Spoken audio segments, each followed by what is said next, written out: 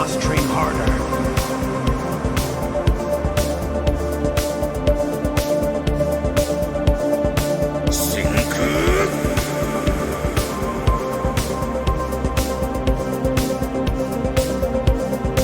This time, victory is mine.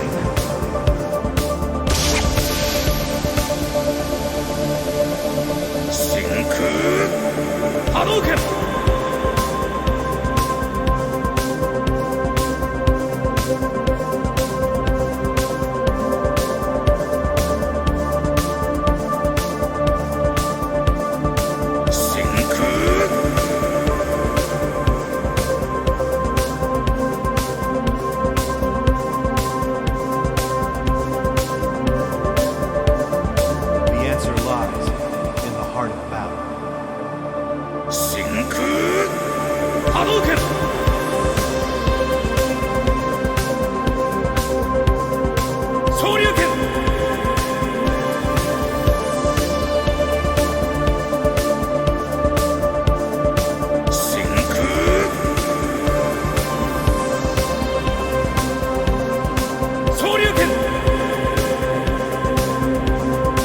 This time, victory is mine.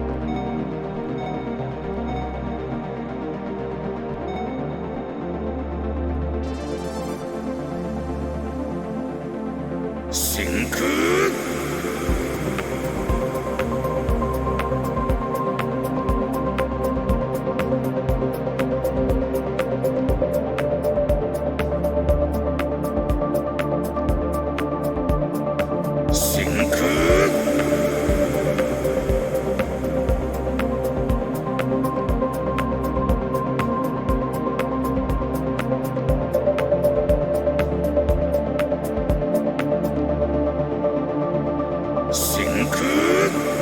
Hadouken! I still don't have what it takes. I must train harder.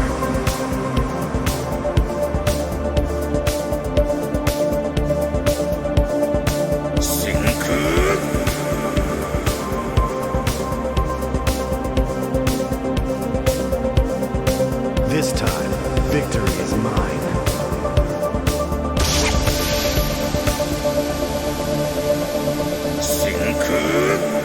Hadouken!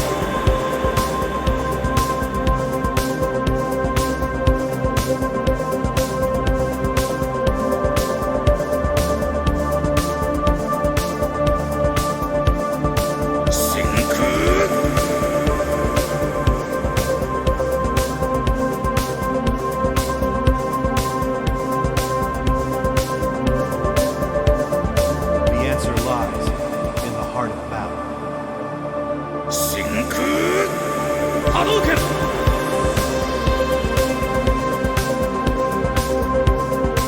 Shoryuken!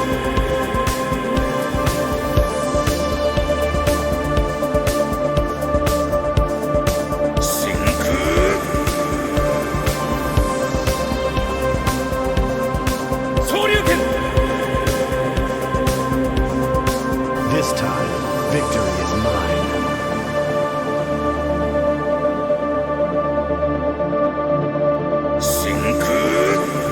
Hadouken!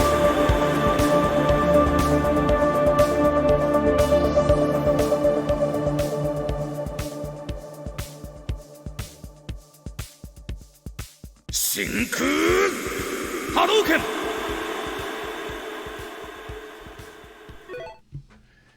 Hey everybody, welcome to Will and Drew's Gaming Retrospective. You're listening to episode 120, and it's the week of April 4th, 2021. One day we'll get it right.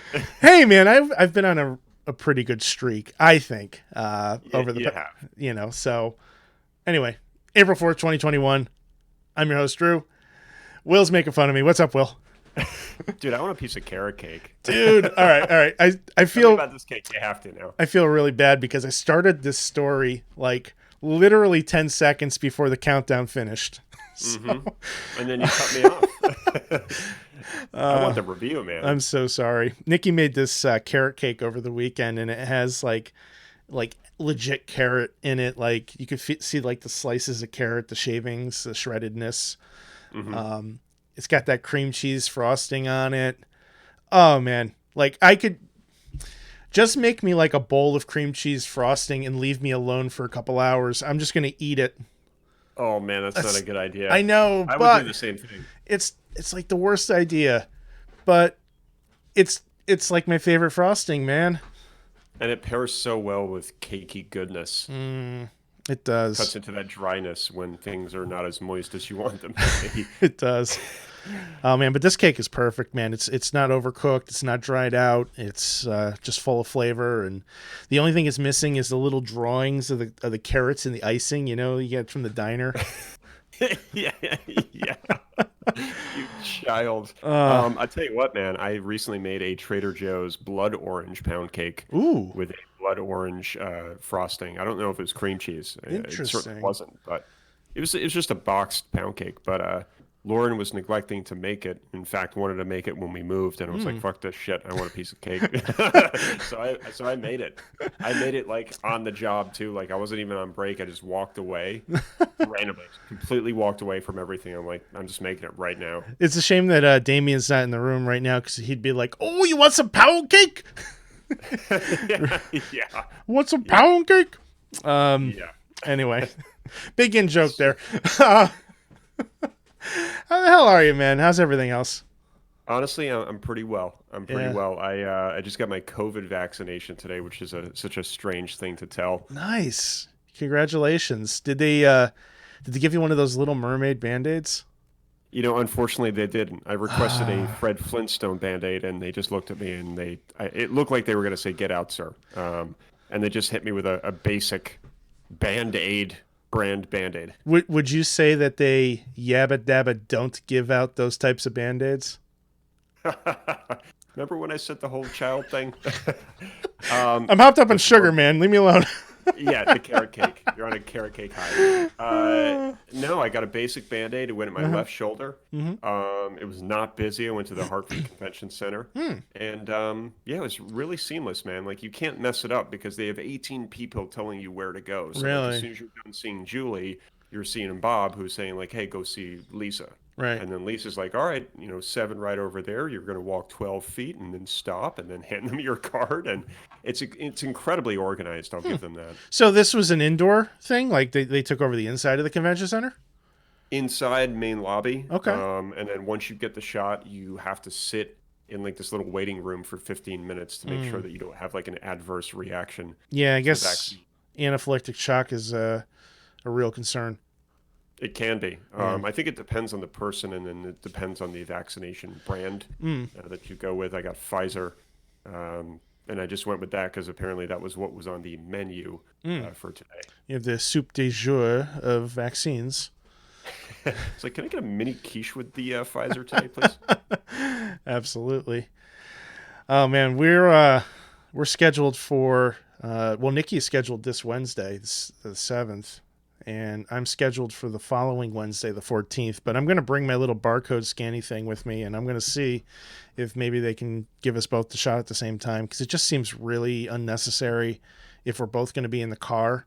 As long as they have the vaccine to give me, like hopefully they'll do it, because that could be an opening for somebody else, It could be. For anybody that is listening, I suggest you go early, not necessarily to beat a line, but to actually get it early, because I was scheduled for 3:05. I left the house at 2:20 just to be safe, and I got there early, and they just administered it pretty much immediately. So you can kind of get back on with your day if you go early. Yeah, I mean, we're going pretty early in the morning too. Like I think our appointments are like around 8:30, somewhere in that neighborhood. So, you know, as long as we can get out the door, we'll probably have it over with pretty quickly.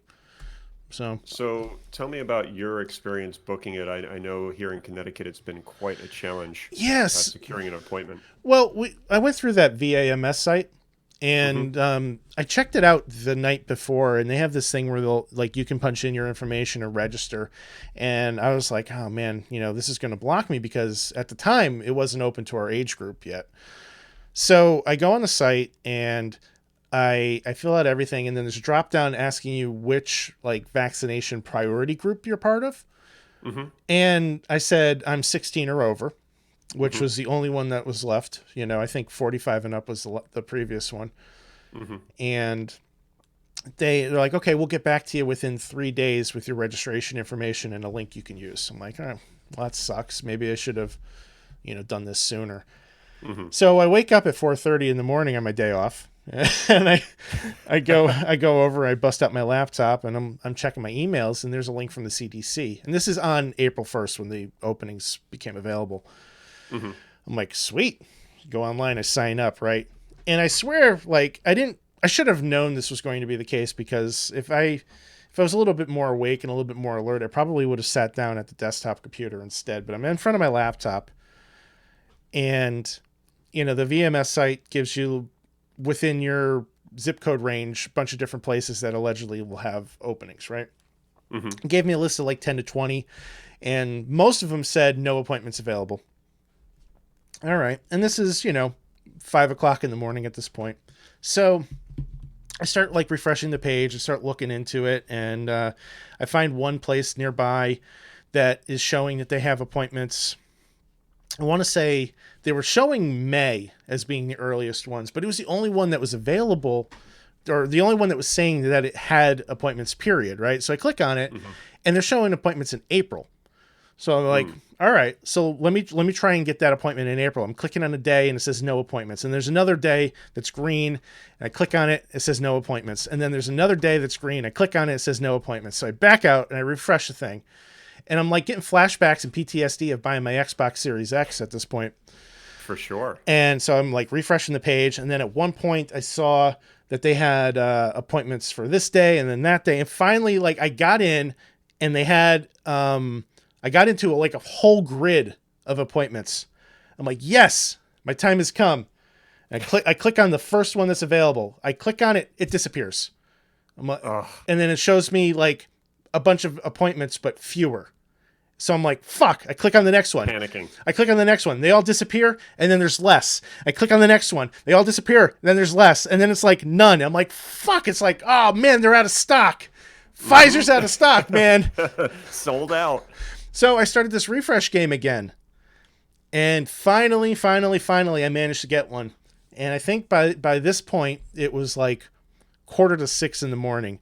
I got my appointment for the 14th, 8 o'clock in the morning. I'm like, yep, I'm ready to go. And I'm sitting there, I'm like, I better get Nikki set up too.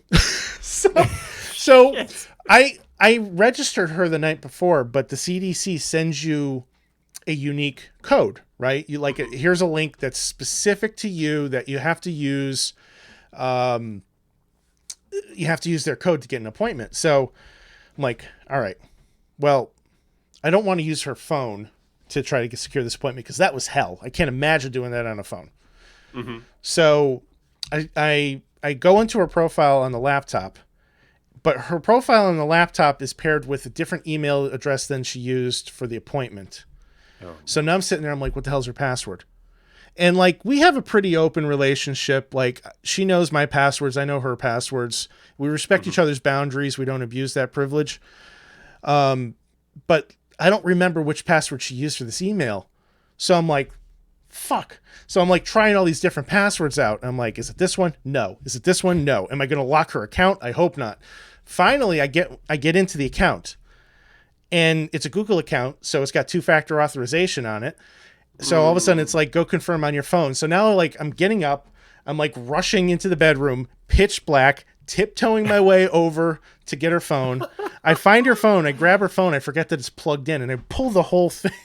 I thought I was going to wake her up. So I get her phone, and I hit the yes button on it to allow the transaction to go through. Mm-hmm. And then I'm like, all right, I go to put her phone back down again. And I'm like, no, I better take this with me just in case. So I bring her phone back, I run back out to the living room, and I went through this whole fucking process of trying to secure an appointment all over again. And you know what the kicker is, man? This is like 6:30 in the morning at this point. She's a week sooner than me at the same location. After all that, she got an appointment a week earlier than I did. Dude, how does that make any sense? Can you imagine being like a vindictive husband and you canceled it? Oh my God. I should have been like, I couldn't get one for you for some reason. That's really odd. Yeah.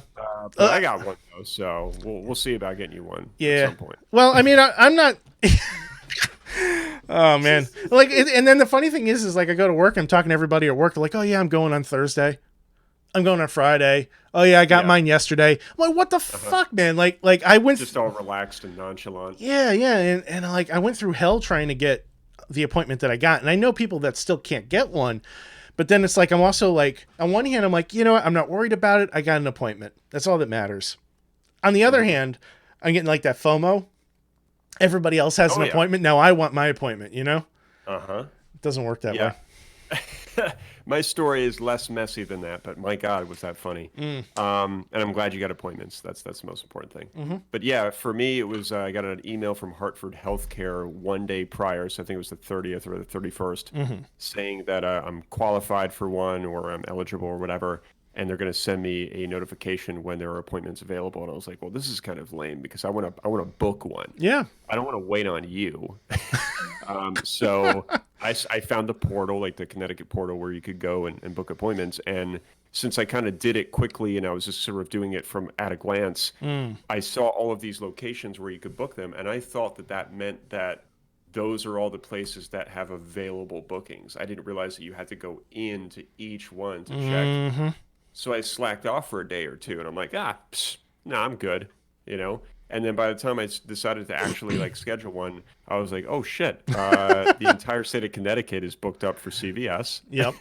Like literally. Yeah. And I was like, oh my God, I'm probably not going to be able to get one now until the end of the month if I'm lucky.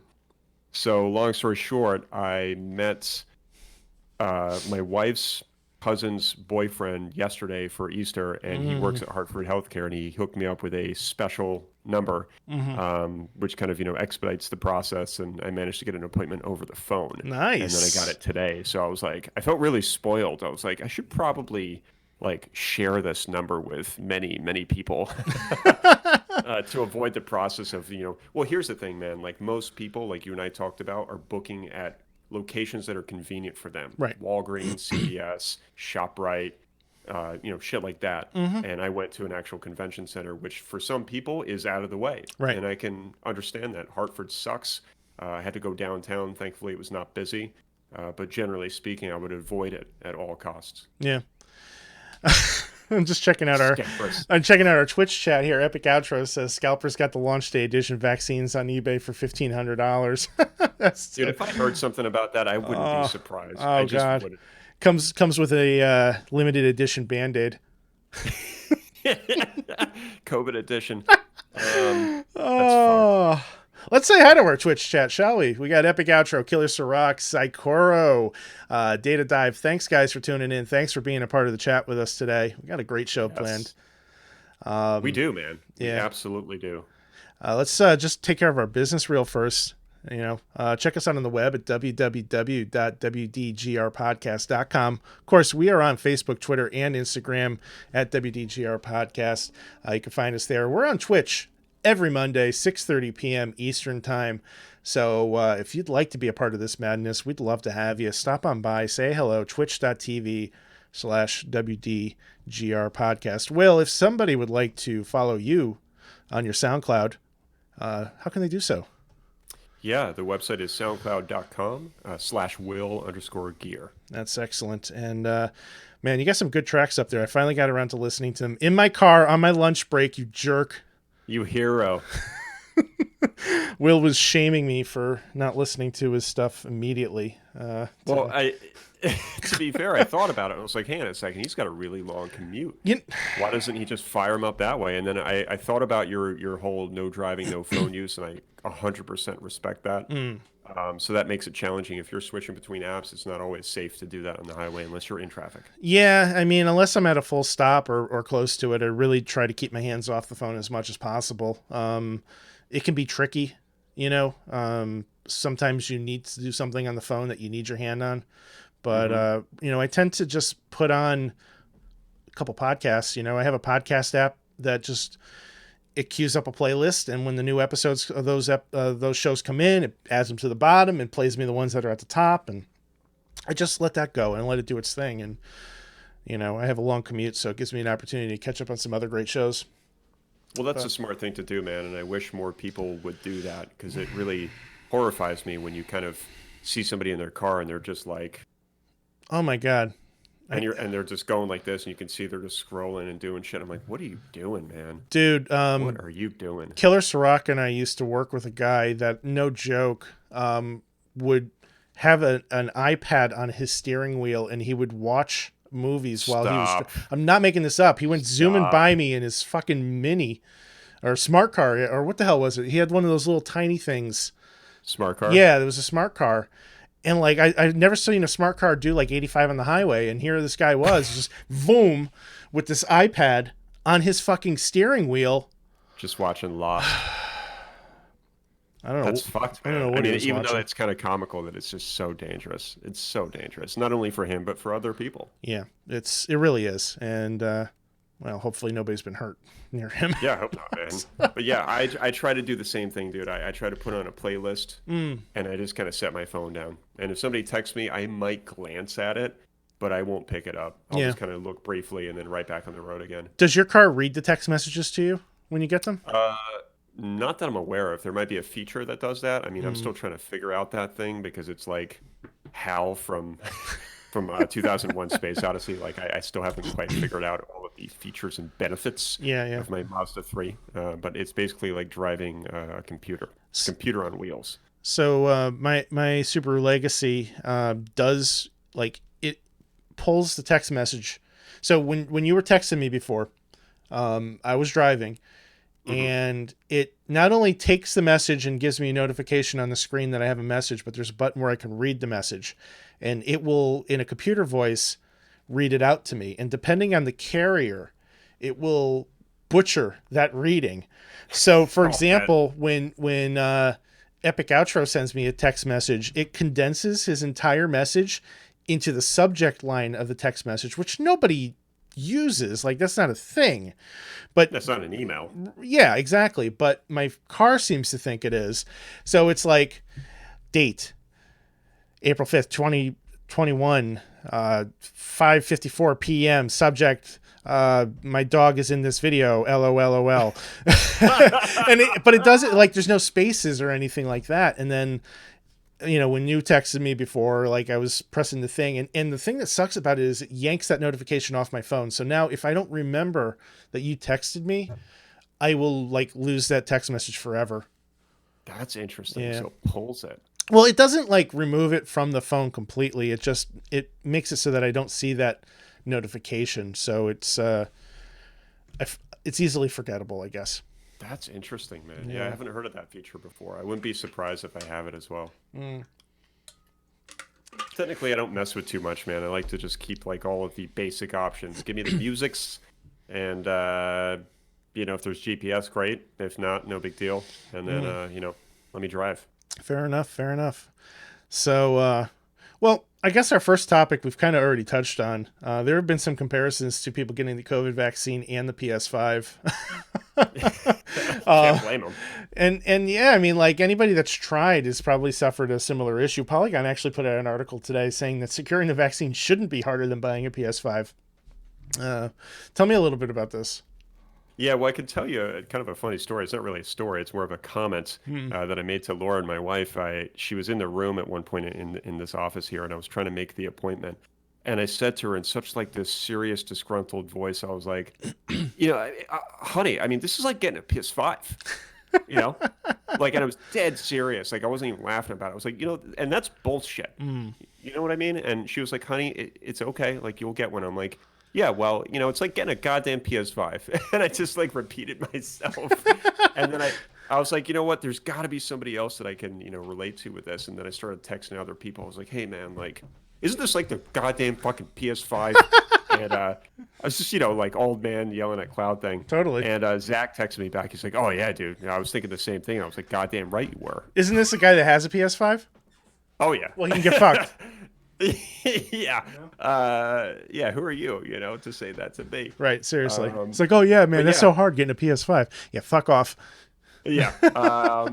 So yeah, I saw this article and I was like, all right, we gotta talk about this on the show. And I didn't really read it because I didn't really have to, but I did read one of the excerpts, which is, it's as if I'm trying to get an exclusive pair of sneakers, but I'm actually trying to save my life and my family's life. Yeah. So it made me smirk, but then it made me realize, like, damn, I mean, this is kind of real. Should people be patient? Yes. But at the same time, I can understand the sense of urgency with people wanting to get this right away. And the experience so far has not been too pretty. You know what, though? That something that's kind of amazed me with this whole process is how many people have had a difficult time securing an appointment, but then their appointment ends up being like within 14 days. So, for example, like a couple of the guys I work with, they were talking about the troubles that they went through to get an appointment, but they ended up getting an appointment the same week. So it may be difficult to get the vaccine, but it doesn't seem like it's difficult to get it quickly. If that makes sense. You would think that, like, I was fully expecting to like have to wait until July as an example. Like, I was expecting, this to be a process. So, but I mean, if you've got the setup and you have like, multiple monitors, I can show you some configurations you can use to, beat the system. There's some auto refreshers out there you can install in your browser, and it'll be great. I'm telling you.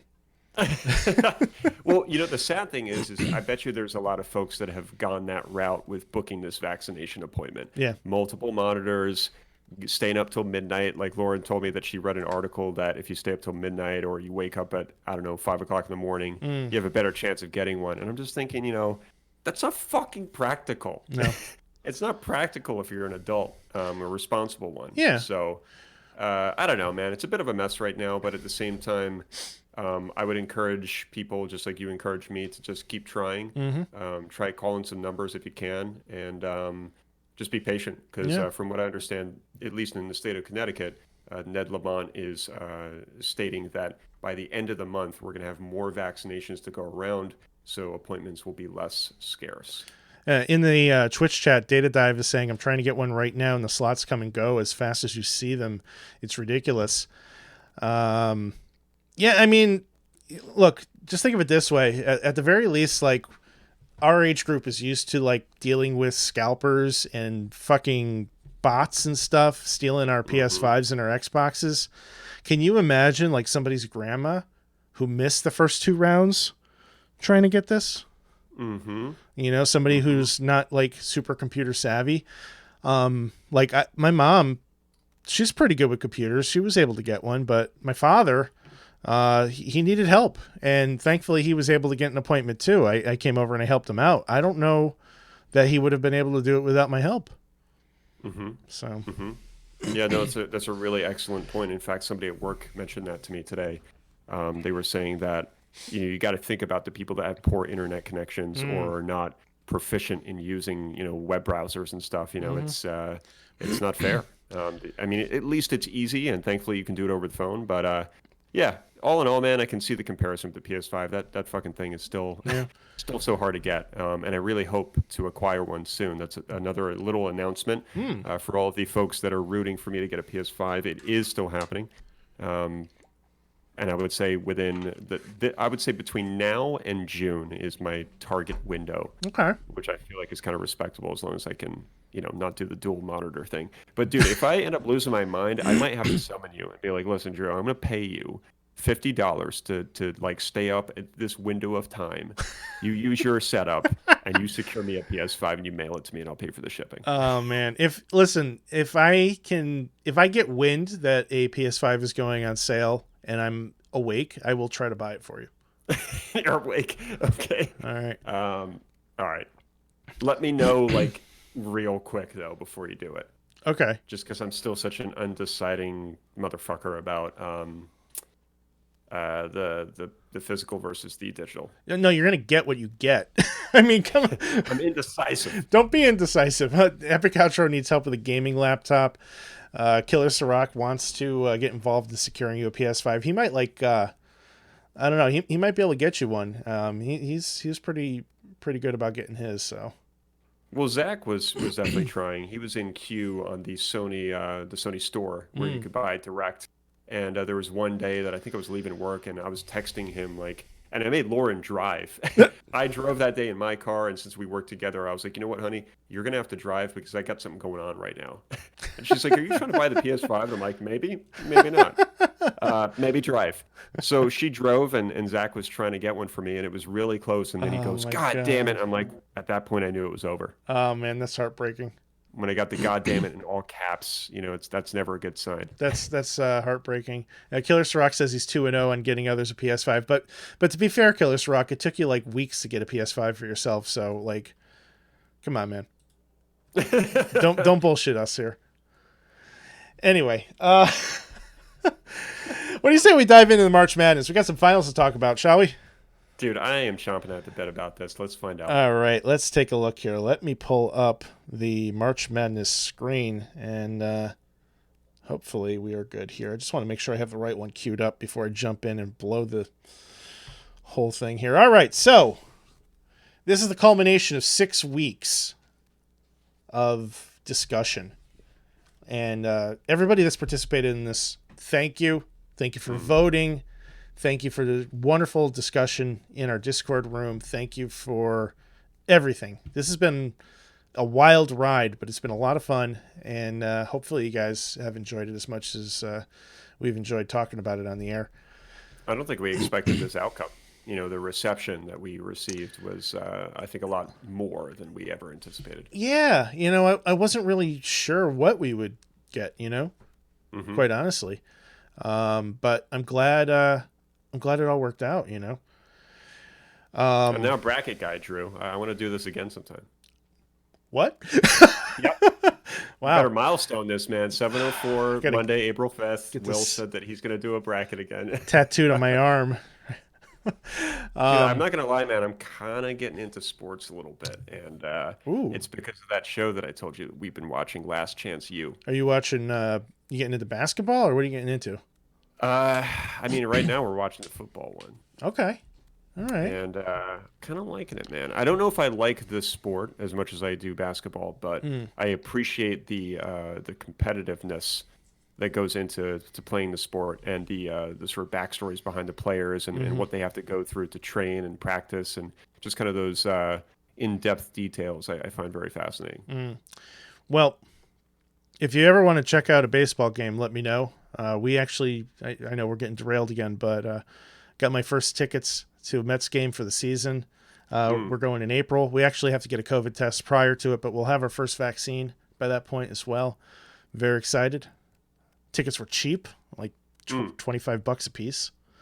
Oh, and yeah, nothing. And they're doing all kinds of social distancing in the stadium. Like you have to buy, like they call them ticket pods. So we're in a ticket pod of 2 people. You have to buy 2 tickets. They have 4 people pods. They have 3 people pods, and quantities are limited. But they're not, thankfully, jacking the prices on the tickets. I kind of thought they might. Good. So well, that's exciting.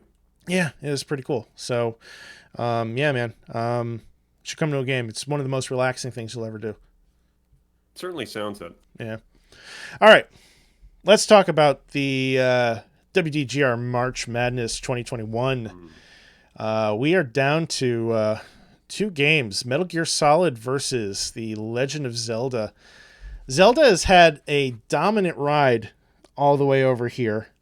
Rightfully so. And Metal Gear Solid has kind of fought tooth and nail up to this point to get as far as it did. And I got to be completely honest with you, Will. Like, I'm surprised it made it this far. Quite frankly, I'm very surprised. I know that there are a lot of people, however, who are not surprised. And maybe you could sum up to me why Metal Gear Solid has done so well in this tournament. Sure. Well, I think it's a franchise that's incredibly recognizable. I think there's no denying that, and so is Zelda. But Metal Gear Solid is definitely for a specific audience that enjoys a complex, incoherent story. And if you're down with the trying to figure out the lore, kind of like how you would be with Dark Souls or anything of that nature, I think Metal Gear Solid's for you. If you like to sneak around and you like to take your games slow, which is pretty much the epitome of that franchise, then I think it's the right franchise for you. Why did it make it this far? Besides it being recognizable, I mean, it's just wildly popular. I think it's a story again that people have been following for years and continually trying to figure out and piece together. And it's got really, really excellent characters. Some of the characters are some of the most memorable characters probably in video game history. When you get into the villain side of things, I mean, when it comes to Ocelot or the Pain and especially all the villains in Metal Gear Solid 3, the presentation, the music. I don't know, man. To me, it's all A class, and I understand why it would make it this far because it's just such a wildly popular franchise. And I know it sounds like a stuck record, but I mean, I could go into the details of it, but I wouldn't want to because they are heavy. But ultimately, man, I mean, it's Metal Gear Solid. It's timeless, and I think Zelda is as well. So to be fair, I'm not surprised that either franchise has made it this far. Yeah, I mean, for me, apologies if you guys are getting motorcycle sounds in the background. I have a window open in this room. How dare you? For me, I like, we've talked about our feelings about Zelda in the past, and I've always struggled to find a Zelda that's really clicked with me, but I think the contribution that the franchise has made to gaming is frankly undeniable.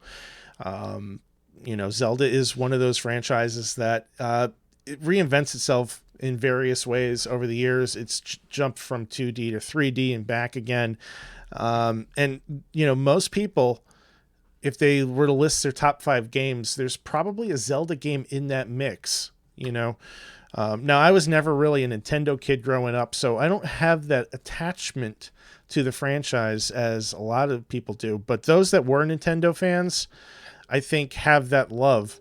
And it's hard to disregard it, Now, Metal Gear Solid, the first game, I love the shit out of that. Make no mistake, all right?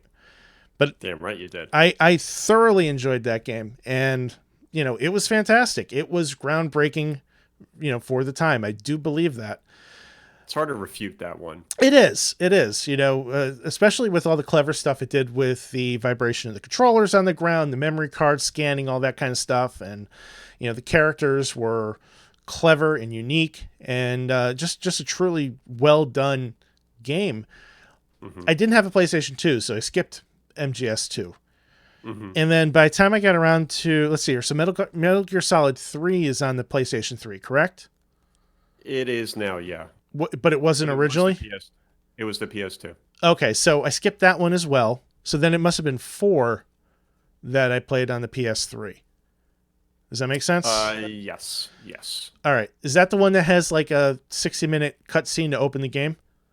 Not 60 minutes. There's a 45-minute cutscene that comes later, but the opening cutscene is probably at least 15, 20. Yeah, I remember it being extremely lengthy, and like no joke, I fell asleep during it. And I'm not saying that to disparage it, but that's actually what happened. And maybe I was tired, whatever, right? But I fell asleep. So I went back and tried to do it again the next day, and I remember just being like very disoriented with what was happening. And it wasn't clicking with me. And that was the last time I played a Metal Gear Solid game. I haven't touched them since. And I'll admit I didn't give it a chance, but go on. I'm sorry. That's okay. I was just going to say the thing about Metal Gear Solid, at least in my opinion, is you have to stay on course with it. You can't jump around too much. Technically you can, but it's better to just play them probably in order of release. I even went as far as playing in order of timeline, which is really starting with Metal Gear Solid 3. Technically, okay, and that helps you absorb the story much better. But yeah, if you play in order of release, you're fine. But it's if with your experience of playing 1 and this is very typical of people that are not true fans. They'll play 1 and then they skipped 2 and 3 and then played a little bit of 4, basically your exact same timeline. Really? And it's hard to be a real fan at that point, and then you end up having what I call Metal Gear Solid 1 fans. And I've met tons of Metal Gear Solid 1 fans, but then not fans of the whole series. And I can kind of understand that because MGS1 really set the mark for, what the series was going to be, and the fact that it came out on PlayStation and looked as good as it did at that time with that voice acting and the sort of, it was like watching a movie and playing it. It had the right balance of gameplay and cutscenes, and the later games definitely got way heavier with the cutscenes. Right. I think you summed it up pretty well. I didn't realize I was part of an elite club. So. Yeah, it's a complex story though, man. It is. I can see why it's really kind of had people turn a blind eye to it a little bit, because it's very difficult to absorb. I remember one time I tried to explain it to my dad, and he was like, I think I'm done. He's like, I think I'm done, dude. Like, I can't, because I was even tripping over my story because I was like, wait, hang on a second. There's this other thing. And I was like, you know what, Dad? I don't think I really understand this anymore. Oh God! And that was after playing 4. Wow. Which is pretty heavy, but let's see the results, man. All right. Yeah, I've tortured you long enough. So, in the finals to become the WDGR March Madness champion, here we go. The Legend of Zelda taking the win, 75% to Metal Gear Solid's 25%. 33 votes. Clearly this was a setup. It was clear. Yeah, I've been hoodwinked. I mean, look at that ratio. Yeah, I mean, I'm not surprised. I mean, and I don't mean that to disparage Metal Gear Solid, but I'm not surprised that things turned out this way. Honestly, I'm not. As much as a fan as I am as Metal Gear Solid, I really can't get too angry with this because it's going against an absolute behemoth of a franchise, and there's no disputing that Zelda is a fantastic franchise. I mean, that includes almost all of the games. Yeah, I mean, if this lost to, say, Cooking Mama or something, like then that would be like really kind of weird, but. Zelda has a strong lineage, dating back to the NES days, and Metal Gear does as well. Those games are roughly about the same age, those franchises, if we really stop and think about it. But I think the quality level, consistency of releases, and the variety in gameplay and story that Zelda has brought to the table over its entire career is pretty crazy, Yeah, I mean, part of me wants to throw a tantrum, but I'm not going to do it because of the reasons that I've already explained. Yep. I absolutely love all the Zelda games that I've played, and even the ones that I haven't, I still gauge rather as very high interests. So yeah, yeah, man, I can live with this. Well, I can live with it. I'm going to try to get on the Zelda bandwagon this summer. I really do want to play Breath of the Wild. So I'm going to try to make a point to spending some time with that. Once I finish up God of War, that's going to be my next large game, I think. I'm excited for you, man. It's going to be a nice change of pace for you. Yeah, I mean, I'm looking forward to checking it out. I realistically speaking, I should just go back and finish up a couple like straggling games, but I've been really itching to try this out. Like I need to know what the deal is, and I'd love to give it a try. At least see where it goes, at least see what happens. I think that's smart. Follow your heart, find out what all the fuss is about. Yeah. And you'll know pretty quickly. Like I would sink at least, I don't know, 6-7 hours, somewhere around there, and you should get a taste of what there is to offer there. It's a big world. Sure is. But it might be one that you want to live in for some time. Well, so we have our champion here, Legend of Zelda, taking the win in the 2021 WDGR March Madness. I wish I had time to draw up a cool graphic. Unfortunately, I didn't. So here's our slam dunk or something. Yeah, man, that'd be pretty cool. So here's our final bracket, and of course it's going to be minuscule on most screens, but I will post this and share this on our Discord room as well as on our website as well too. So if anybody wants to take a look at the path that was taken, let me know. And And keep an eye out for some of the future brackets as well, too. I think, we got some cool stuff happening. Let's see here. Yeah, I guess I grabbed the wrong bracket. All right. Well, Zelda won, so I'm just going to leave that up on the screen. We'll call it a day. Epic Outro is suggesting that you play your Shakuhachi to commemorate the moment. I wish I could, man, but I don't know if I ever told that story. I had to return it because a couple of reasons. A, I couldn't play it for shit, and B, to be honest with you, man, it actually wasn't made that well. And I'm dead serious on that. I bought it off of Etsy for like $100, and it looked really nice, but when I got it, I could tell that the craftsmanship was just not really there. And I did a lot of research prior to buying it, and the mouthpiece has to be extremely sharp and cut perfectly. Really? It wasn't.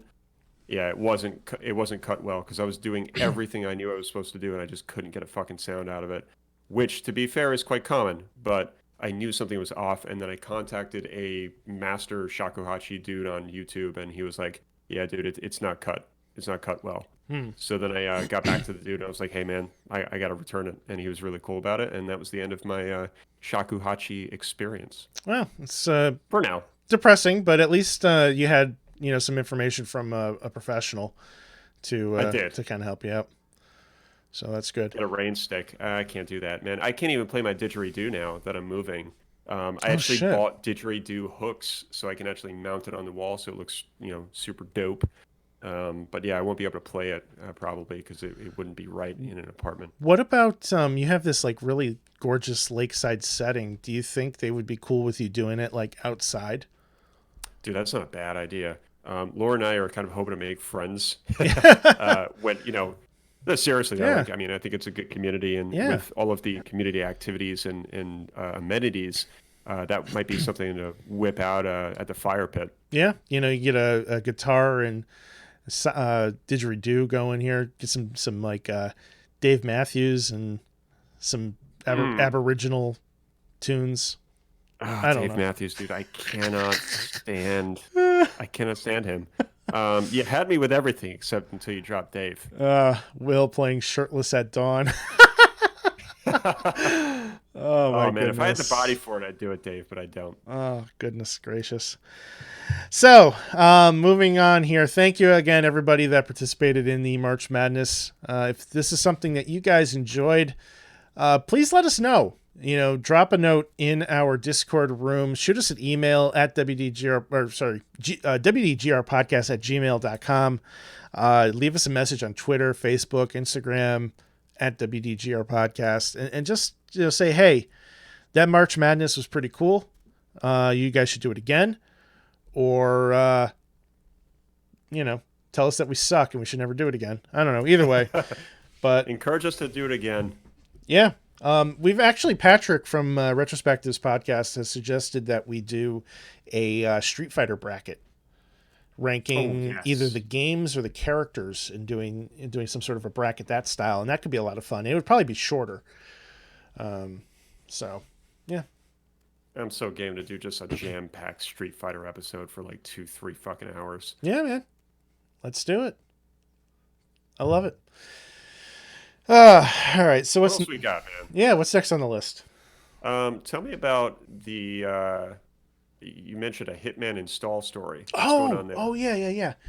So, they put out a demo for Hitman 3 over the weekend. I don't know if it's still available, but it was on all systems, and it was the entire first level available to play for free. And this isn't the first time that IO Interactive has done this. They did it with Hitman 2. And I believe they did it with Hitman 1 as well, too. They kind of released the episodes, or each map kind of episodic. But the cool thing with the Hitman franchise is that all the games, like if you own the previous game, you can import those levels into the new engine. So people were importing Hitman 2 into the Hitman 3 demo and having full access to their Hitman 2 content with the updated HDR and ray tracing and all that fun shit. Mm-hmm. So I'm like, all right, great. Let me try this out. So I downloaded the Hitman 3 demo, and the first thing I did was actually play the first level in the demo because I wanted to check it out. And it's this like massive tower in Dubai, and it's fucking nuts. Like, you're like fucking skydropping and you're climbing up the side of the building and you're swapping out costumes and you got to kill these dudes. And it's just like so many people everywhere. It's multiple floors. The graphics are beautiful. Like, Will, you have to play this game. This is a Will's cool game. I'm telling you, bro. Okay. I'm keeping it noted. So I played the level and I just did it once. I didn't want to like burn it out because I really wanted to focus on trying to import the other stuff into the game. So I did that, and then they have a import part within Hitman 3's menus, and it's like, okay, well, here you can go in and you can bring with you all your content from Hitman 1 and Hitman 2. And I was almost positive that I had Hitman 1 in some capacity on my Xbox. I could have sworn it was given away as like a free gold game. But I had trouble like determining whether or not I owned it when I was trying to import from Hitman 1 to Hitman 2. And it was just one of those things I was like, let me just abandon it, right? Well, now's the time, because apparently if you import your Hitman 2 data and you haven't already imported Hitman 1, it fucks up the whole process bringing it into 3. So I'm like, all right, I got to do this right. Oh. So I start digging around and I find in my Xbox Live account my copy of Hitman 1, and it says it has every map, but it's not like crystal clear that it is every map. So I download the whole fucking thing. Right? I'm like, let's see what happens. And when you go into the game, you try to load up the maps, they make it pretty clear which maps you have access to, because they're colorful and everything. The ones that you don't have access to are red and kind of faded out, right? I had everything in the list. So I'm like, cool. All right, I think this is going to work just fine. So I head over and I open up Hitman 2. And Hitman 2 is like, all right, well, in order to import your game from Hitman 1, you have to download the Hitman 2 Game of the Year Hitman 1 version or something like that. They phrased it. Now, there's multiple versions of this game on the marketplace, because they released it like as a base game, then they released DLC, and then you could also purchase each map separately. And these maps are massive, so it's not unheard of people getting 10, 20, 30 hours out of one map, because there's so many different ways to accomplish your goals, and there's different goals that come up as you go along. It's a very expansive game. And so I'm reading this stuff, I'm trying to figure it out. I'm like, okay, there's a link to the one that I need in the game. It goes right to the Xbox store. I click on it and it says, sorry, this is not available. I'm like, what do you mean it's not available? Like, so back out, I do it again. It says it's not available. So I go on the forums, I start looking this up. I'm like, let me find this thing, right? Where the fuck is this? And I find this forum that's like a bunch of people having the same issue. And basically they're like, just type it in the store, look for Hitman 2 Game of the Year edition. You'll find it in the store and just click on that. And I find it and it's $20. I'm like, I'm not paying $20 for this, right? No. I already have it. I'm not buying it again. So, like, that's not how this works. So I back out. I go back in. I kind of finagle with it a little bit, and then I'm like, I get kind of frustrated, and I just like back out. I'm like, all right, maybe this isn't going to work after all. And I start looking around, and I open up Hitman 2, and all of a sudden I have all these maps from Hitman 1 that I've never had access to before. I'm like, how the hell did this happen? Right? Oh my word. So, and it includes the stories. I don't know the beginning of the story with Agent 47. So I wanted to kind of like go through and experience that. So I fire up one of the original missions, and here's the shitty thing, right? In order for me to confirm that I have all these maps from Hitman 1, it forces you to play through the tutorial. But the tutorial missions from Hitman 1 to Hitman 2 to Hitman 3 are identical. There's no difference, and you cannot skip them if you're starting the game from scratch. So I've already played the tutorial missions from Hitman 2. So now to confirm that I had access to Hitman 1, I had to play through that all over again, the same missions that I've already beaten, in order to just double check. Finally, I get to Hitman 2, and I jump back and I look and I have all the missions from Hitman 1. I'm like, great, this is wonderful. It's working out wonderfully, right? Yeah. I open up Hitman 3. It tells me to import the game. So I click on the thing. I get an error. I'm like, what the fuck? I shut it off. I go make a sandwich. I come back. I fire it up again. All the maps are there. So now Disaster. I have no idea how, but I think I've like brute forced Hitman 1 and 2 into the Hitman 3 engine. I don't know what you've done, man. It's like you went into the I forget what it's called, like the there's like a section of your computer that you're not supposed to go into and like dabble with things. The registry. Yeah. Yeah, the registry. You went into the fucking registry, man. It does feel like that. I'm not gonna lie. But man, it feels good like having access to the game. It looks so much better in the Hitman 3 engine, and it's optimized for the Series X.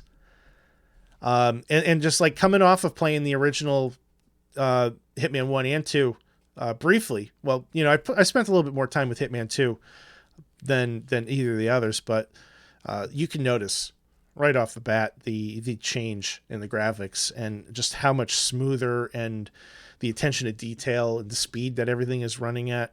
It's like night and day. Oh, I bet, man. You're right. I gotta look into this franchise because I really have only played a little bit of Hitman Contracts on the PS2 way back in the day when that was released. It's not the same. So yeah, it's not the same at all. I mean, we're talking about like a 2004 game. So yeah, I'm way behind. I mean, to give you an idea of like the kind of stuff that you could do in the game, right? Like literally just about everything you can pick up is either a weapon or a trap of some sort, you know, and like there's all these different challenges. Like there's this one challenge where like you have to drown somebody in the toilet without being seen, and then there's another one where like you have to kill them in the bathroom while holding a rubber duck. And then there's like, and I'm not making this up, like this shit's like crazy. And then there's different objectives that you have as well, not just regarding the assassinations, but you know, wearing different costumes and like you could throw like fruit at people. Like, can you try to kill somebody with a banana, like just absurd stuff. And it's the type of game that like the story is somewhat serious, but the gameplay does not take itself overly serious at all. Everything kind of works in that universe, it's ridiculous. Saikoro, if you've never played Hitman, this is a wonderful game for your stream. I recommend, trying to get your hands on all three of them and importing them into the Hitman 3 engine, because you will have access to dozens of maps and just hundreds of hours of content. I'm telling you. I wonder if you could take a freshly baked carrot cake with cream cheese frosting and hook it at somebody's back. Oh, probably, man. You're like hiding behind a bush and just launch it. Yeah, I've actually thought about like doing a Hitman stream myself, because the commentary writes itself, man. Seriously, it's just ridiculous. It's just, I'd tune in for that. Yeah, I mean, I just like every time I think about doing it, I'm just like, I don't want to. Yeah, it's a lot of work. It is. I don't know the extent of it, but I know that there's some applications that you have to kind of get fired up and all registered and streamlined and all that. Yep. But anyway, so that's my Hitman story. Hit mango. Dude, can you imagine dying from a mango, man? Like, oh God. Damn. Well, I mean, it'd be delicious. Like a statistic? Yeah, I know. I love mangoes. Wouldn't there be or isn't there a statistic where there's a certain amount of people that die every year from like coconuts falling on their fucking head? I feel like this is something I need to Google. How many I would Google it if we can. Die from cocoa nuts falling on their head? As Drew would say, great podcasting here. 150 people. Falling coconuts kill 150 people worldwide each year. 15 times the number of fatalities attributable to sharks. Dude, I mean, honestly, how does that obituary look? Oh my God, I found a bilingual warning sign from Honolulu. All right, close it. Oh my God, we're falling down the hole. Close it. This is great. Oh my God, Drew. I'm so tempted to like get this up on the screen. Don't you dare! Don't you dare! Will, take over. I'm gonna put you on the screen. No, don't you? No, don't do it. Tell me about Outriders, quick. Yeah. So Outriders is great. Coconuts and stuff. Holy shit, where am I? Coconut awareness. We need coconut awareness. Yes, we do. Dude, hopefully it's not baby coconuts killing people because I drink that shit. I don't want to be cheersing to the death of oh man, many folks dying from green baby coconuts, and they're probably harder.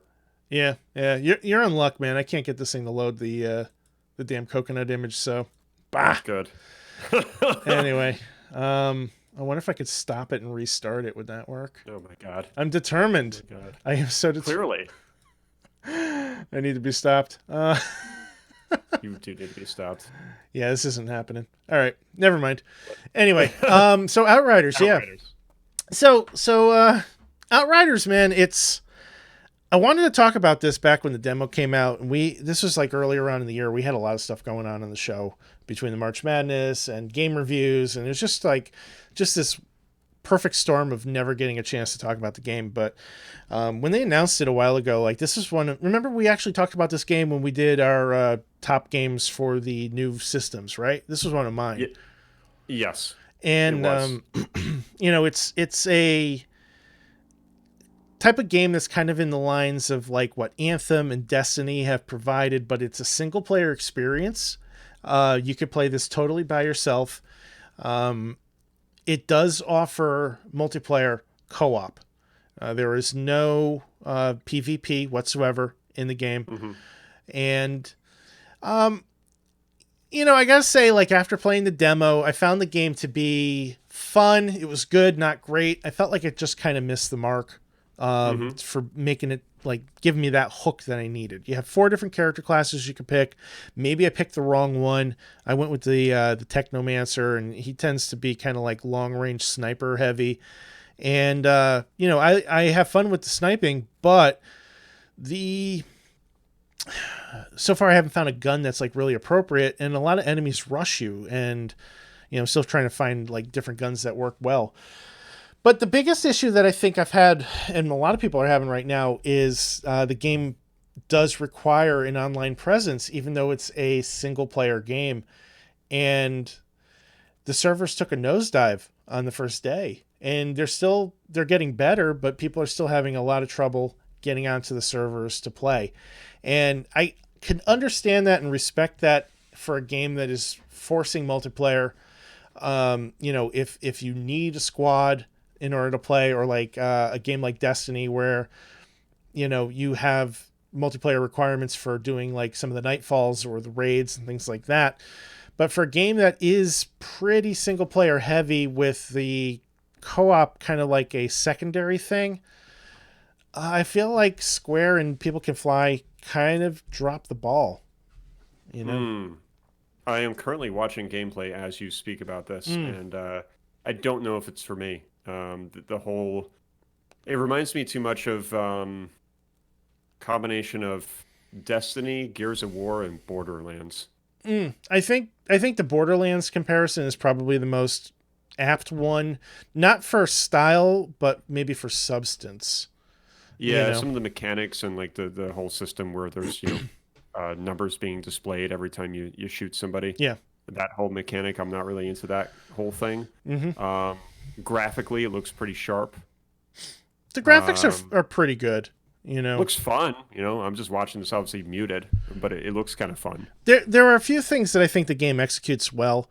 The way the missions are structured, you're kind of progressing through this map and you uncover different areas, and along the way you have characters that may need your assistance with the side quests, but they're kind of easy to find. There's usually an icon on the map that lets you know where they are, and the side quests aren't like so pressing that they interrupt what you're doing.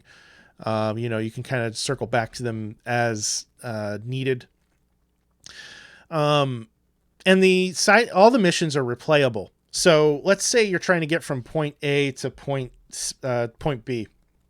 There's going to be enemies that are kind of along your path as you're moving to point B, and then point B would be your actual mission, right? Those enemies in between, once you shoot them and kill them, they're gone forever. But you could replay the mission infinitely. And the more you replay the mission, the more likely you are to get legendary or epic gear. Most of the enemies at the level that I'm playing right now tend to drop lesser gear, either uncommon or rare. So if you've played Destiny, you know they use the white, green, blue, purple, gold scale, with gold being the best, white being the worst. A lot of other games have done this as well too. Outriders also follows this formula with their gear. And you have armor, you have various weapons that you can use, and there's also a skill tree, and the skill tree is pretty expansive. It seems like it's the kind of game where later on in the game you can really get into deep diving your min-maxing capabilities. Some of the weapons have perks that enhance your abilities, and then of course you have armor that will do that as well too. And overall there's a lot going on, but at its core it's a very simple game to just kind of pick up and start playing. The challenge increases as your character gets stronger. You can have it like basically as you become stronger, the game will kind of, as a game world, will also become stronger with you. And as that happens, the quality of your loot that gets dropped just gets better and better. But I think the best thing that I'm finding with this game is I could pick it up, I could play it for an hour, and I could put it down, and it's not a big deal. Absolutely. It definitely has that quality just from me watching the gameplay here. And, ultimately, I don't see anything new per se that, it has to offer. A lot of these mechanics have been done over and over again. I could tell you this much. They took an enemy out of Uncharted, the big dudes with the miniguns there. With the armor plating on their head.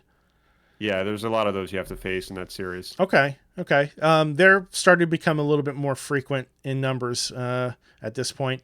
I just started encountering some of the wildlife too, and that's pretty interesting. They have a fascinating take on some of those types of things. So I think like this game came out on Game Pass on day one, and it actually launched on April 1st. So I think it's a huge score for Xbox to have this game as a day one game available to console players. And I believe it's on Game Pass PC as well. I don't know that I would have bought it personally. After playing the demo, I kind of saw it as a game that I wanted to check out, but I think I would probably only be willing to drop like $20 on it. With the Game Pass, it's like, that's a no-brainer. Like, sign me up. I'm in. Yeah.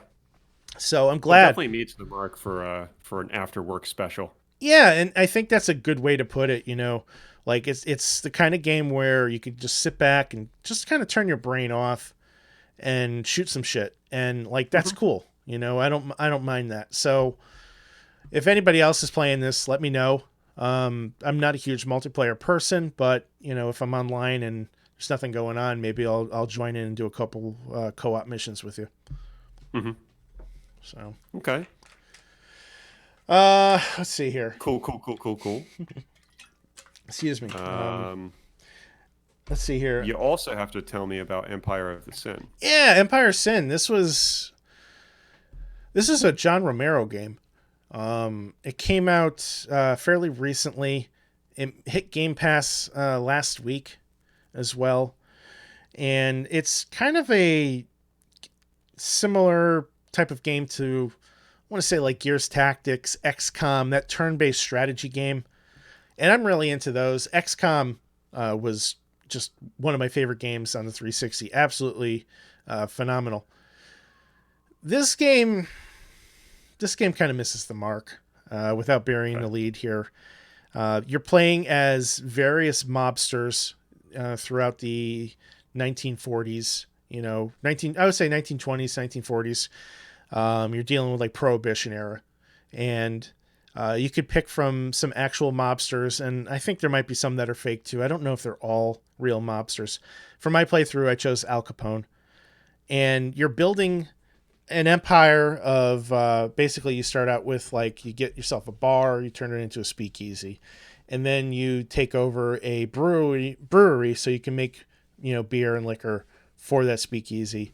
Meanwhile, there's other gangsters in the same town that are vying for competition, and you can join up with them and like create factions, or you can just murder them all and take over their property. And then when you're going through and actually engaging in combat, that's where that turn-based XCOM kind of strategy comes into play. And they do it, reasonably well. It's not a hard formula to mess up, but it's, I don't know, it just kind of misses the mark. I think there's some charm that's lacking there. Every time I tell Al Capone to move, he says hey, yeah, okay, on it. But he'll he'll cycle through the same phrase over and over and over again. So it's not uncommon for you to hear the same thing 2, 3, 4 times in a row. And when you do, it's just it's the worst. So just kind of annoying. Yeah. So this kind of strikes me as the type of game that I know more than a few of our listeners like to listen to podcasts or music while they're playing games. I've never been that type of person. Maybe I should start. Just to drown out Al Capone. Oh, God. Yeah, I never understood that either. I know it was more common with Call of Duty and stuff. People would fire up, I don't know, fucking Drake or something silly and play Call of Duty. Yeah. I don't know, man. It's I want to give it a little bit more time, but I'm not going to focus on it right now. It's just gruesome. Yeah, there's the light from the screen. No, I'm watching a video on Empire of Sin. I tell you what, man, if you never explained this game to me, I would have just assumed that it was some kind of real-time strategy taking place in Rome or some shit on PS or on PC. Yeah, no, it couldn't be further from that. I was not expecting, mobsters. Yeah, no, it's total mobsters, which it's so weird because it's a pretty serious departure from what I would expect from John Romero.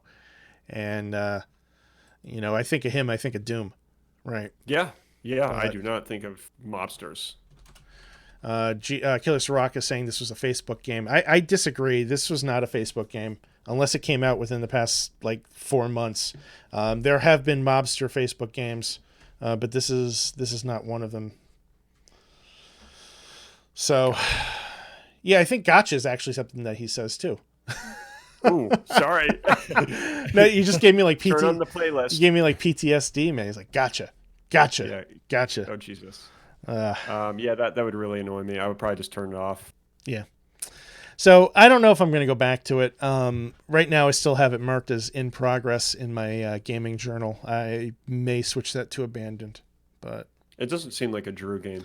Well, the format is just the aesthetics, I guess. They're kind of hit or miss, really.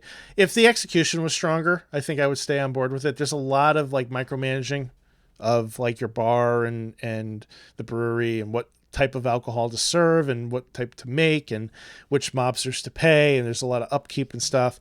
So there's a lot of little things that they're trying to put in there to make the game deeper, but I don't know that it executes really any of them particularly well. Well, that's a shame. Yeah. Because it looks like it would have some promise. I mean, I know there's a lot of folks that are into the Mafia games, Tom being one of them. Oh, the Mafia franchise. Yes, sir. I forgot about those. Mm-hmm. They're apparently really good. When was the last one they made? I think it was somewhat recent. Mafia. Should have had that on the March Madness. Yeah, Google it, because now I really want to know. Let's see. Mafia series. Yeah, Definitive Edition came out in 2020 on the PS4 and Xbox One. There are 4 games that I'm aware of. So I think the Definitive Edition is... I don't know. It was trash. Mafia 3 was trash, apparently. I wouldn't know. It's a remake of some sort. Yeah, it's a remake. Definitive Edition is a remake of the 2002 original Mafia game. It'd be cool if you had downloadable characters from Goodfellas and Casino. Let's see here. Downloadable content. There's something called The Betrayal of Jimmy, Jimmy's Vendetta, Joe's Adventure. Joe's Adventures. Fucking Joe. Wait, it's called Joe's Adventure? Yeah, there's, let's see. That's it? Yeah. Throughout not Joe Two-Time Tony or nothing like that? No, and you have The Betrayal of Jimmy. Man, they couldn't come up with something cooler? They couldn't, apparently. Like Tommy Two Knuckles or something like that? Let's see here. Yeah, I'm looking at the character names. Even the character names suck. I'm sorry. Thomas, quote, Tommy Angelo, Vittorio Antonio Vito Scalata, Joseph Joe Barbaro, Don Ennio Soleri. This is just terrible. Yeah, I don't have the accent to do this. I'm terrible at accents. Just ask Nikki. Tony Alfredo. Tony Alfredo. It's like the most ignorant shit I've probably ever said in my life. God. Oh man, Lauren would slap me because she's like 80% Italian. Oh God. So she'd be like, "Honey, don't you ever do that again." Yeah, you're gonna get. And I'd probably say, "You know what? You got me." She's gonna whoop your ass.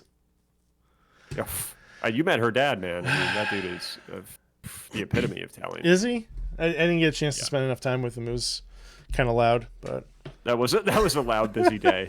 Yeah, no, he's got the gold pinky ring. He's got the chain. Oh no, he's got all that good stuff. Oh man, and slaps you on the back real hard when he sees you. That Does kind of he? Thing. Oh yeah. He likes you too. He's like, "You still doing that podcast with Drew over there?" And I'm like, "Yep." Oh, he's a cool guy, man. I'll have to. He really is. Have a beer with him one of these days. It'll happen. So, we have one last topic, Drew. Let's hit it. And I want to talk about the absurdity of this Super Mario Brothers NES, a sealed copy that just sold for $660K at an auction. I mean, this is just outrageous. We were saying before the show that we are likely to never have this amount of funds in our bank accounts in our entire lifetime. Mm-hmm. Well, I mean, anybody that's buying this basically has fuck you money, you know? Yeah. You're just tossing it around. Let's be completely honest. You know, like for me, this is like for them, this is be like the equivalent of us dropping like $660 on something. Oh yeah, I mean, these guys are buying yachts on a Thursday afternoon. Right. Let's see here. According to Polygon.com, a copy of Super Mario Bros. For the NES sold for $660,000 at auction, making it the highest priced video game collectible ever. Previous record holder was a prototype Nintendo PlayStation, which sold through Heritage Auctions in 2020 for $360,000. At least with the PlayStation, like, it's a legit prototype. It's not just a box game that everybody has already played. Like, that Nintendo PlayStation was gaming history. So while I disagree with the price of it, I can get it because it was a prototype unit that was never mass produced from a failed merger, or not merger, but a failed joint effort between two now rivals, you know? Like there's a story there. What's the story with this Mario Brothers box? It's missing a trademark? Well, it says it was factory sealed, or it still is factory sealed for one thing. It was rated 9.6 by Wata. Wata can get fucked. A video game collectible grading company. This copy still has a retail hang tab attached. The box does not have a trademark symbol, and it is part of an extremely low print run. Man, I mean, look, the price tag is just, I can't even comprehend it. Like you said, this is a game that we've played time and time again. Something I've held in my hands before, not sealed, but I mean, I get, like, you know, buying a game for like a couple thousand if it's super rare. But I mean, in this case, I don't know, man. I just think it's insane. There's a link in the article. If you click on the link that says sold for $660,000 at auction, it'll bring you to the Heritage Auctions website, and it has the same item listed, and it says make an offer to owner 990,000 or more. Can you imagine paying almost $1 million? Dude, I wouldn't do that if I was worth 360 mil. You know, like I would not spend money like that. I'm not a collector, and even if I was, I just still wouldn't do it. So much more that you could do with that. And I don't want to get too deep into it, like, oh, you know, charity, this and that. But I mean, jeez. Here you can. I have limits, man. You can also buy a complete in box 6.5 Wata rated game for $14,000. Here's a Ninja Gaiden one. Oh wait, no, this is a 9.6 A+ sealed, but there's no price. Who the fuck is doing this to their games? I don't know, man. Here's a Mike Tyson's Punch Out for $153,000. 9.6. It says here a copy of Mike Tyson's Punch-Out sold for 102. As did copies of Mega Man for 144,000 and Tetris for 36K. I mean, these are just wild numbers, man. Yeah. Incomprehensible for people at our level, our peasant level. Yeah. So Vortex in the chat saying apparently one of the reasons it's so high is because of the shrink wrap, and that's true, but it seems to be like the biggest thing that I'm seeing is the missing trademark on the Nintendo seal. Or at least that's my understanding. There's some sort of a code, GamePack NES-GP code that is missing from this release that eventually they started putting on the black box games. And that is not there. And there's also some sort of a trademark symbol on the NES logo that is also missing. So...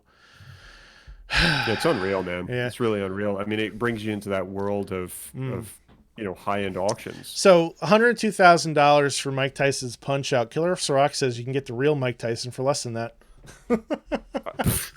Yeah, I bet. All that dude does now is smoke pot, apparently. Yeah, and play with pigeons. Really? Yeah, he's a huge bird activist. Huh. Who would have thought? Yeah. I don't think anybody could see the pot thing coming either. Well, I mean, it's Mike Tyson, for Christ's sake. Apparently, he's making a comeback, too. I can't remember where I saw that. Well, best of luck to him. Yeah. So, he also fought a shark on TV, according to Epic Outro.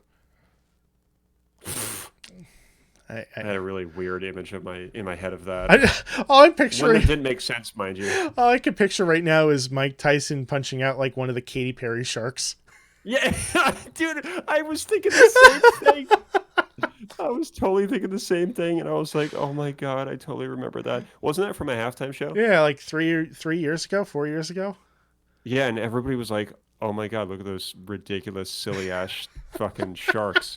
So, who did she put in there? It must have just been some backup dancer that just didn't make the cut. Yeah. They're like, all right, dude, you're just gonna go back and you're gonna go back and forth. And they couldn't do that, and then they just gave him the shark outfit because who the fuck cares at that point? Oh my gosh, dude. Oh my gosh. All right. And we just eat that shit up. I guess. Anyway, I think we need to wrap it up. I'm tired. My sugar crash is dying. The carrot cake sugar. Oh God. Well, if somebody wants to find you, how can they do so? Yes, soundcloud.com/will_gear. And you can find me on Twitter at ScionStorm. And of course, we're on the web at www.wdgrpodcast.com. Facebook, Twitter, and Instagram at WDGR Podcast. Oh, shit, I had two lower thirds cross over top of each other. Where was I? I don't know. That's it. Goodbye, everybody. You can find us everywhere, and we're also on YouTube. Oh, yeah, we're on YouTube, too. And go check that out. Subscribe to the show. We have highlights and all kinds of cool stuff there. And swing by our Discord room. We're actually doing a game club for the month of April. We're playing BioShock Infinite. And I'm really excited because when we're done with this, I think we're going to try to do a community game club voice discussion on Discord. They just put out this new awesome thing for communities to discuss games. Or, well, it's not just for games, but it's basically like a stage. And we have a moderator control the chat and everything, and people can come up and talk about the game. So that's our plan. We're going to start talking about that probably pretty soon. I know Joe is already on chapter 12, so I got some catching up to do. But yeah, I'm going to make an announcement, Drew, before we end the show. Oh boy, I'm going to join in the game club this month, officially. All right. I'm excited, man. I have to hook up the PS3. That is the only thing. So it's not going to take long. And what sucks is I won't have headphones, so I'm going to have to find a way to make this work. But I will make it work. Did Joe and I guilt trip you into this? Because I feel like partially, but it worked. Damn you! No, 100% partially. Yeah. But I have been wanting to play this. I did, get it on PS Plus years ago, so I did have interest in it. And Damien has pushed me for many years. regarding the game. So I owe it to myself to play this. Yeah, I've been wanting to play this for years too. I'm a huge BioShock fan. When 1 and 2 came out, I love the shit out of those, and I was super excited about Infinite. And then the game came out, and I bought it, and then it just sat on my shelf, and I have no good reason for it. And it's just been about time and priorities. So one of the things I like about this idea of the game club is to focus a priority on something that, maybe I've been wanting to play, but finding excuses not to play. Well, now I don't have that excuse. So we're going to play it, and we're going to talk about it. I'm super excited about that Discord stages, man. That's going to be a lot of fun. So am I, man. I'm really intrigued to see how that's going to pan out. Yeah, it'll be a bit of a trial run, but we'll see how everybody does with it. And if it goes well, maybe we'll take a recording of it, and if everybody's cool with it, we'll throw it up on the podcast feed for people to enjoy. True? Yes. What day is it today? First contact day. Live long and prosper, buddy. There we go. All right. On that note, we'll see you next time. Bye.